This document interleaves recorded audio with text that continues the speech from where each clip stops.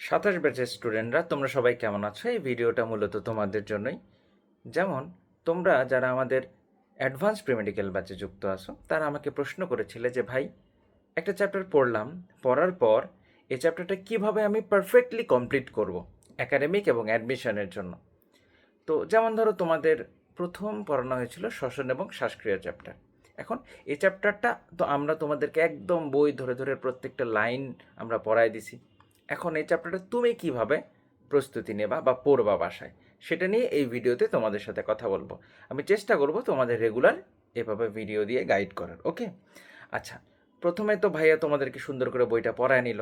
ওকে, ভাইয়া কিন্তু ক্লাসের মধ্যে অনেক এটাও বলে দেয় যে এখান থেকে কোন জায়গাগুলো থেকে সিকিউ ইম্পর্টেন্ট। ওকে, তো ভাইয়া পড়ানোর পরই তোমার কাজ হচ্ছে 1-2 ঘন্টা হলেও ওই দিনই তুমি চেষ্টা করবা বা পরের দিনেই একবার চ্যাপ্টারটা দেখে নেওয়ার, এতে করে ওই চ্যাপ্টারটা তোমার মাথার মধ্যে ফিক্স হয়ে গাঁথবে।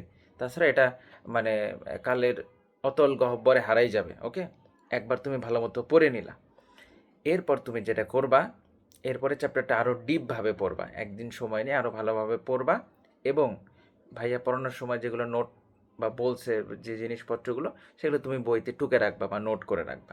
ওকে, ভালোভাবে তুমি পড়ে ফেললা, পড়ার পরে তুমি যে কাজটা করবা সেটা হচ্ছে বিগত বছরের প্রশ্ন সলভ করতে হবে। বিগত বছরের প্রশ্ন তুমি সলভ করবো হচ্ছে তোমার কাছে টেস্ট পেপার থাকুক, গাইড থাকুক, যাই থাকুক না কেন, সেখান থেকে তুমি সুন্দর করে বিগত বছরের প্রশ্নগুলো সলভ করবা। তোমাদের আর্কাইভ ক্লাসের মধ্যে কিন্তু আমরা বিগত বছরের যে এমসিকিউ সলভ, বোর্ডে আসা সলভ, সেগুলো কিন্তু অলরেডি দিয়ে রাখছি, তোমরা সেখান থেকেও ক্লাসগুলো দেখতে পারো। আচ্ছা, এরপরে তোমরা টেস্ট পেপার হোক বা গাইড হোক, যে জায়গা থেকে হোক, এইচএসসির জন্য তোমরা এই সিকিউ এবং এমসিকিউগুলো দেখে ফেললা। ঠিক আছে, এরপরে যদি মনে করো তোমরা যে তোমরা আরও কিছু তোমাদের এমসিকিউ সলভ করা দরকার, যেমন ধরো আলিম স্যার, আজিবুর স্যার, এগুলো নিয়ে কিন্তু আমাদের প্লেলিস্ট আছে, সেগুলো থেকে তোমরা চাইলে দেখতে পারো বা নিজেরাও সলভ করতে পারো। যে কোনো অনুশীলনেই তুমি চেষ্টা করবে আগে নিজে সলভ করার এবং তারপর না পারলে ভাইয়েদের ভিডিও দেখার। বা তোমরা যদি আমাদের বই কালেক্ট করে থাকো, আরটিডিএসের বই, সেখানেও কিন্তু আজিবুর স্যার, আলিম স্যার, তারপরে ওনাদের যে এমসিকিউগুলো আছে সেগুলো সুন্দর করে দেওয়া আছে। ঠিক আছে, সেগুলো তুমি সলভ করতে পারো। এবং মেডিকেলের বিগত বছরে আসা প্রশ্ন, মেডিকেল এবং ভার্সিটিতে বিগত বছরে আসা প্রশ্নগুলো তুমি সুন্দরভাবে সলভ করে ফেললা। ঠিক আছে, তাই আলটিমেটলি দেখো, একটা চ্যাপ্টার তুমি পড়লা, সিকিউ দেখলা, তুমি এমসিকিউ দেখলা বোর্ডে আসা, এরপর তুমি মেডিকেলে এবং ভার্সিটিতে আসা প্রশ্নগুলো সলভ করলা।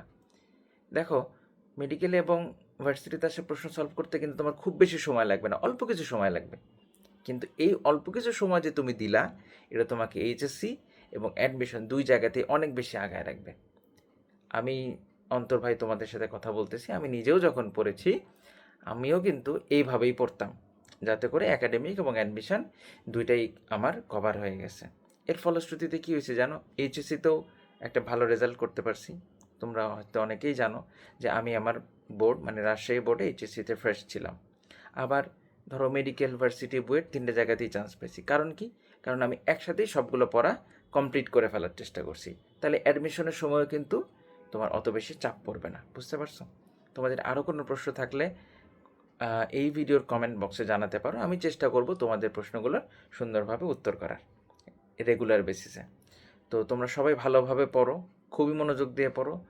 যত বেশি বই পড়বা, যত ভালোভাবে বই পড়বা, তত আগায় যাবা। আমি শুধু এইটুকুই তোমাদের বলতে পারি। ঠিক আছে, তাহলে সবাই ভালো থাকো, সুস্থ থাকো। আবার তোমাদের সাথে দেখা হবে নতুন কোনো ভিডিও নিয়ে।